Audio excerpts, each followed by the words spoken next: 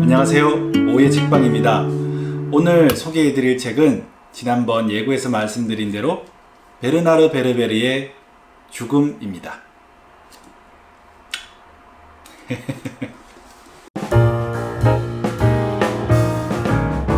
제가 이번에 소설을 처음 소개하는데요. 스포일러가 되지 않기 위해서 어떻게 해야 될까 좀 고민이더라고요. 그래서 이 책을 소개한 다른 북튜버들의 영상을 많이 모니터를 해봤습니다. 그러다 보니까 내용이 또 겹칠 것 같기도 하고요. 그래서 지난번에 예고편에 말씀드린 대로 이 책을 읽어 나가면서 필요한 팁들, 그리고 죽음과 영혼에 대한 이야기를 하다 보니까 저의 경험도 양념처럼 곁들여서 말씀드리는 게 어떨까 이런 생각을 해봤습니다. 이 책은 전체 1권과 2권으로 나눠져 있는데요. 책의 1부에서는 주인공 가브리엘이 자신의 죽음을 받아들이고 영혼의 세계를 조금씩 알아나가는 과정이 있습니다. 이 과정을 통해서 지금 현대사회에서 영매, 무당이 어떻게 인식되고 있는지, 또 그에 대해서 어떤 오해를 하고 있는지를 설명을 해주고 있고요. 그리고 2부에서는 자신의 죽음에 대해서 구체적으로 해결해 나가는 과정이 그려지고 있는데요. 이 책을 읽는 독자분들께서는 3가지 정도의 관점에서 보는 분들이 있지 않을까라는 생각을 해봤어요. 저 보다가 적어놨는데 첫 번째는 완전히 허구, 재미를 위해서 상상한 이야기라는 관점에서 보시는 분들이 있을 것 같고요. 두 번째는 실제의 경험 또는 체험, 영혼에 대해서 이 저자가 안 내용이 어느 정도 있고 부족한 부분은 작가적 상상력을 통해서 써내려간 소설이 아닌가, 이런 관점에서 보는 분들이 있을 것이라는 생각을 했고요. 세 번째 관점은 베르나르 베르베르가 이보다 훨씬 더 많은 경험을 하고 영혼의 세계에 대해서 알고 있지만 대중의 눈높이에 맞춰서, 그리고 소설이라고 하는 형식을 위해서 작가적 상상력을 또는 허구를 가미한 책이 아닌가. 이번하고는 조금 다른 개념이죠. 소설의 형식을 빌려온 것이 아닌가 라는 관점입니다. 제가 이 책만 읽었다면 아마 2번이라고 생각할 수도 있었을 텐데, 이번 영상을 준비하기 위해서 작가가 출연한 다양한 영상들을 검토를 했는데요. 김태훈의 게으른 책 읽기에도 출연을 하셨어요. 여기에서 작가가 이런 말을 합니다. 소설 속 행간의 숨은 의미를 잘 파악해 주시길 바랍니다. 제가 숨겨놓은 의미들 중에는 당대에 바로 이해되지 않을 만한 것들도 있습니다. 그러니까 지금 이 소설 속에 담아놓은 저자의 메시지는 지금 대중들이 이해할 수 있는 부분도 있지만 이해하지 못하는 부분도 많을 것이다. 하지만 저자가 죽은 이후에도 이 책은 남아있을 테니 독자들께서 여기에 담아져 있는 메시지를 두고두고 한번 생각해 보셨으면 좋겠다라는 메시지였습니다.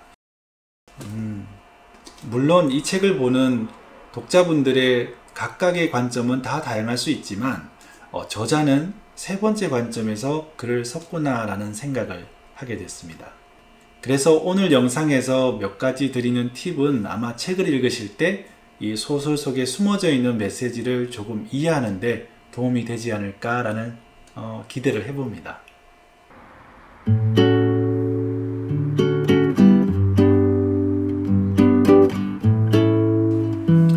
여기에서 잠깐 제 이야기를 한번 해볼까요?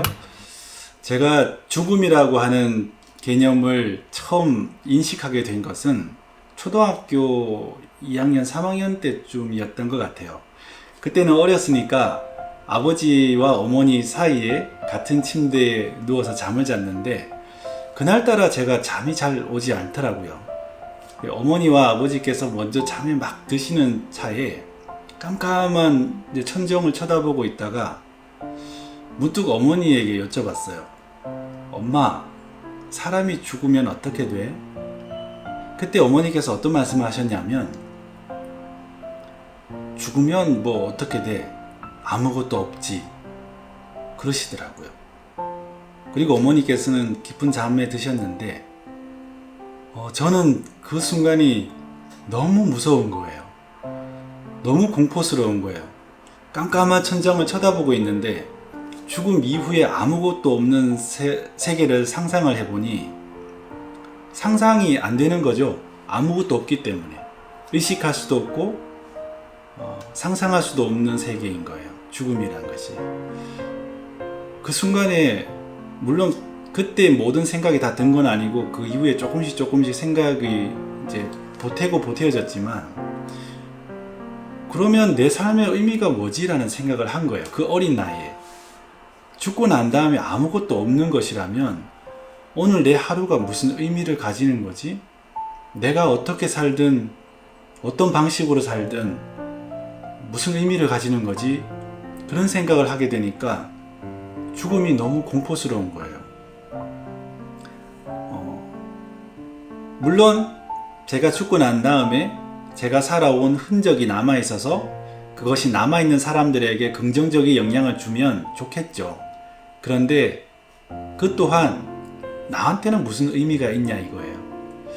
제가 그래서 초등학교 3학년 때 4학년 때쯤에 올라갔을 때 제 일기장을 보면 죽음에 대한 내용이 많이 나옵니다.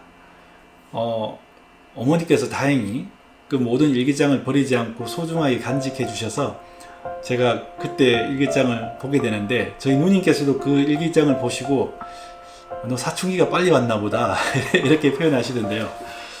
그렇다고 해서 계속 그 주제를 가지고 지고 있었느냐? 초등학생인데요, 뭐. 또 잊어먹어버리죠. 그냥 그렇게 또 이렇게 재밌게 하루하루 살아갑니다. 그러다가 중학교 1학년 때 아주 결정적인 경험을 해요. 아이들과 장난을 치다가 제가 순간적으로 임사체험을 하게 됩니다. 숨을 참는 게임을 하다가 그렇게 된 건데 혹시 그 기절 아니냐라고 생각할 수도 있겠지만 제가 고등학교 때 유도부를 했었거든요. 그래서 수시로 하루 걸러 하루 정도 이렇게 기절을 했었습니다. 훈련을 받다 보면 쪼르기도 하고 하다 보니까 그래서 기절이 어떤 상태인지 정확하게 알고 있어요. 하지만 제가 중학교 1학년 때 경험했던 것은 기절하고는 전혀 다른 체험입니다. 의식이 살아있었고 그 살아있는 의식이 제 육신을 떠나서 어떤 깊은 동굴을 지나 빛을 향해서 나가는 경험을 했습니다. 그리고 그 때에 저의 주변에 어떤 영적인 존재들이 함께 동행을 하고 저를 바라보고 그런 경험을 했었죠. 그때 이제 마침 친구가 다행히도 저를 따귀를 때리고 어떻게 하든지 깨우려고 했었나 봐요. 그래서 다시 아무렇지도 않게 살았습니다. 그런데 그 경험이 저에게는 영적인 존재에 대한 인식을 넓혀준 계기가 되었습니다. 사람은 죽은 뒤에 끝이 아니구나. 죽음 이후에 세계가 존재하는구나. 사람은 영혼이 있구나라는 것을 확신하게 되었죠. 그래서 저는 굉장히 종교적인 성향을 가진 사람으로 자라나게 됩니다. 베르나르 베르베르의 소설이 왜 이렇게 인기가 많을까? 물론 개미라는 소설은 전 세계적으로 많이 알려진 소설입니다. 하지만 그 이후에 타나토노트라든가 신, 나무, 뇌 등등의 소설은 특히 한국에서 많은 인기를 누립니다. 작가에게도 당연히 이 질문을 했겠죠. 작가는 이렇게 얘기했습니다. 한국만큼 새로운 것을 받아들이고 역동적으로 변하는 나라가 없다. 그래서 자신의 소설 속에 담겨있는 메시지를 한국인들이 적극적으로 받아들이는 게 아닐까라는 이야기를 했습니다. 물론 그런 부분도 맞겠죠. 또 한 가지 제 생각에는 베르나르 베르베르의 소설 속에 담겨있는 여러 가지 영적인 세계 개념들이 한국인의 정서와 상당히 잘 어울립니다. 한 가지 예를 한번 들어볼까요? 서양에서는 조상신에 대한 개념이 없습니다. 없다고 해요.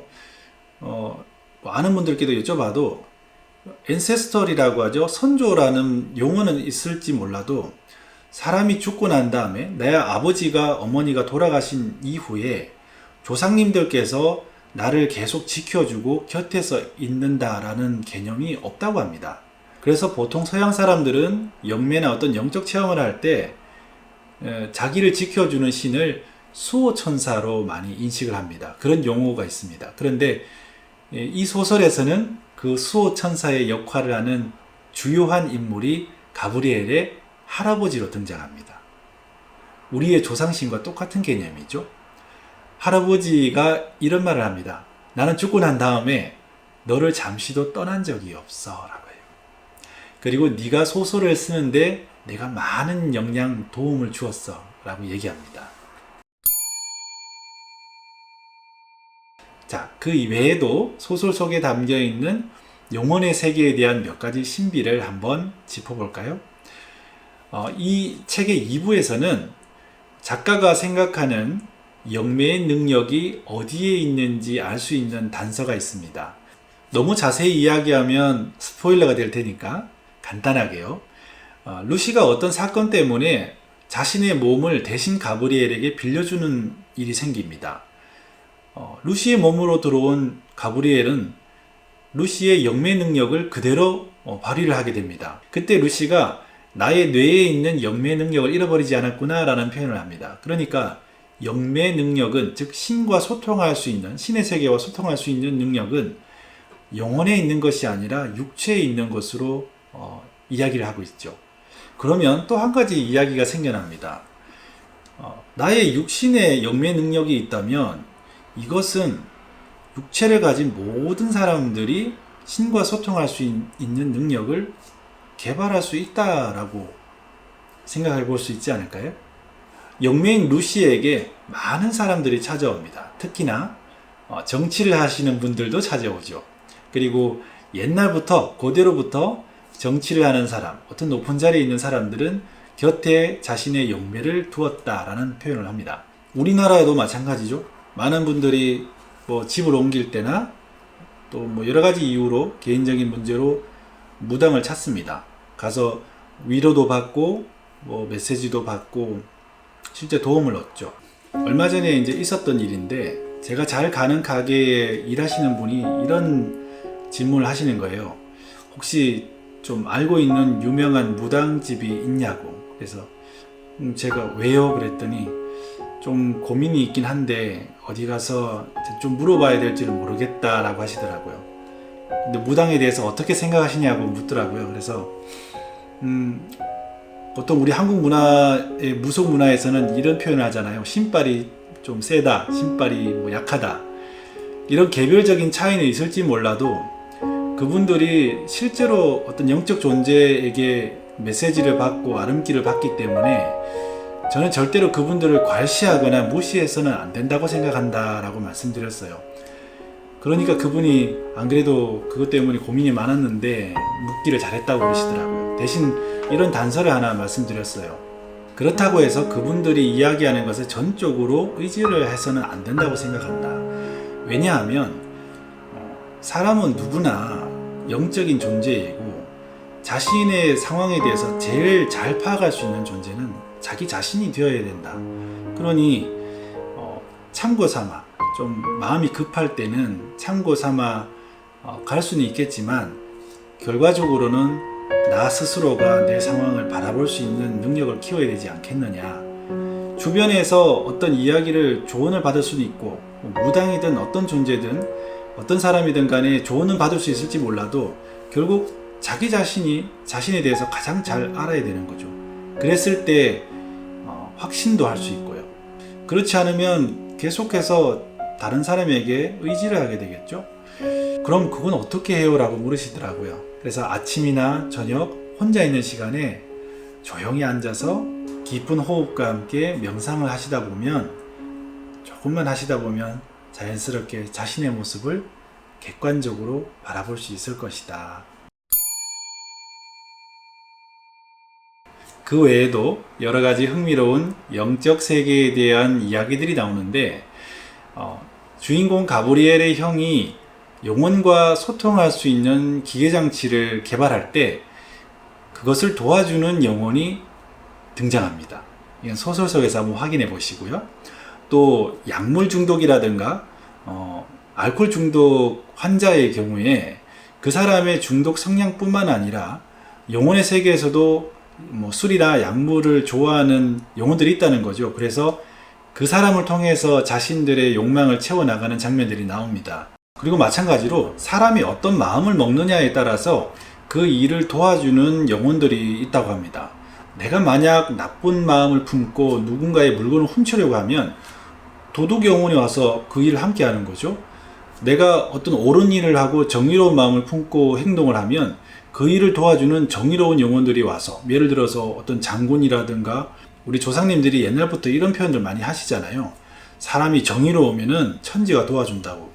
그리고 좀 다른 예지만 결초보온이라고 하는 고사성어처럼 사람이 살았을 때 어떤 은혜를 입으면 죽어서도 그 영혼이 그 은혜를 꼭 갚는다고 합니다. 소설에도 그런 여러 가지 요소들이 좀 등장하기도 하는데요. 그러고 보면은 사람은 죽어서나 살아서나 주고받는 것에 대해서는 아주 엄격하죠. 잘 살아야 되겠습니다. 그리고 소설에서는 아스트랄계라고 하는 용어가 등장하는데요. 하위, 중위, 상위 아스트랄계라는 표현이 등장합니다. 한국인의 문화에서는 이것을 저승이라고도 표현하고요. 또 다른 말로 구천이라고도 표현합니다. 구천을 떠돈다, 구천을 헤맨다 이런 말들이 있잖아요. 근데 왜 구천일까요? 9라고 하는 숫자는 1부터 10까지의 수 중에 최대 분열수입니다. 10은 완성의 수이기 때문에 하느님의 숫자라고 그러고요. 9는 끝없이 펼쳐져 있는 이 우주를 의미합니다. 그래서 하위, 중위, 상위 아스트랄계를 우리의 저승관념과 좀 연결시켜 보면 하위는 2, 3층 정도까지, 중위는 4, 5, 6층, 그럼 상위는 7, 8, 9층 정도까지 이렇게 비교를 할 수 있겠죠. 영혼의 성숙 정도에 따라서 그 영혼이 쌓은, 이 세상에서 쌓은 공덕이나 어떤 그 영향력에 따라서, 그 영혼의 성숙 정도에 따라서 가게 되는 영혼의 세계의 층을 의미한다고 합니다. 그런데 이런 아스트랄계라든가 멘탈계라든가 이런 용어들은 서양의 신비주의에서 등장하는 용어입니다. 한국이나 동양에서의 수행문화, 어떤 선문화와 마찬가지로 서양에서도 신비주의가 있습니다. 헤르메스주의라든가 또는 영지주의라든가 이런 표현들이 있는데요. 헤르메스학 입문이란 책입니다. 이 책에서 그런 용어를 좀 쉽게 잘 정리해 두었으니 나중에 한번 기회 되시면 참조해 보시면 좋겠고요. 서양의 과학이 실제 마법사상, 연금술에서 출발하게 되었다라고 하는 내용을 담고 있는 책이 이 과학의 탄생이라는 책입니다. 이 책도 참조했으면 좋겠는데 워낙 책이 두껍다 보니까 쉽게 좀 읽을 만한 책은 아닙니다. 이 책을 좀 간단하게 말씀드리면 현대 문명을 이룬 과학 사상도 그 뿌리가 마법 사상, 연금술의 뿌리를 두고 있다는 것이죠.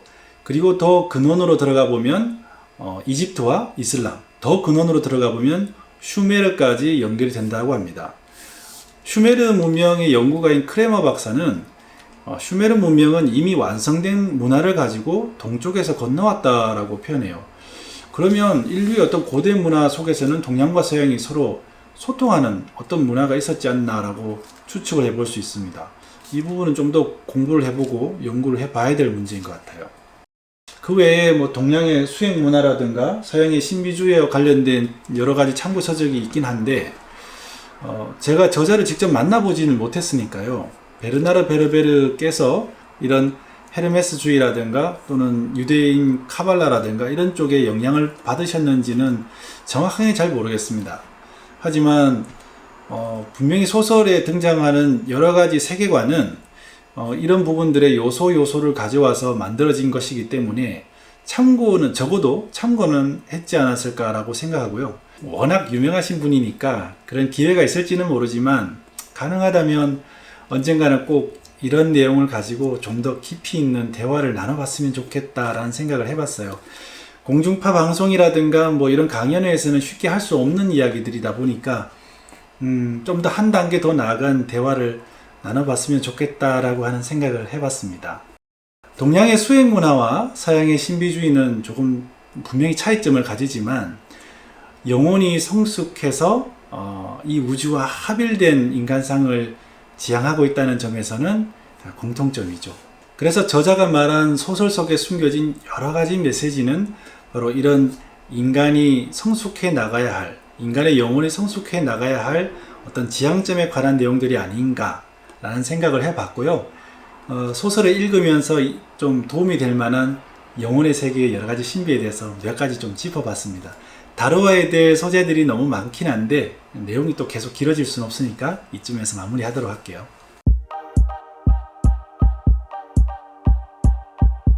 김태훈의 게으른 책 읽기에서 한 인터뷰를 여러분께서 꼭 한번 시청해 보셨으면 좋겠습니다.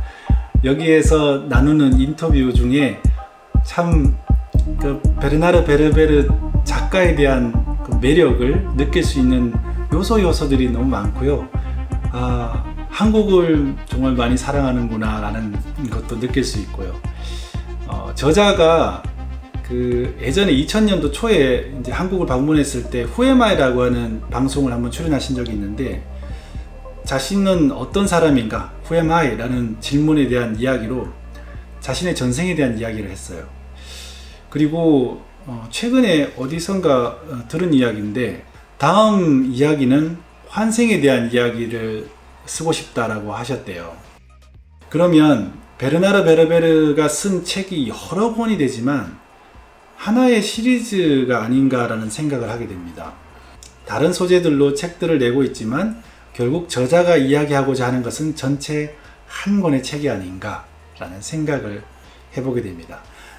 환생까지 이야기가 나오고 또 더 있을 그분의 책이 나오게 되면 우리는 베르나르 베르베르가 그리고 있는 커다란 큰 그림? 큰 그림을, 큰 지도를 볼 수 있지 않을까.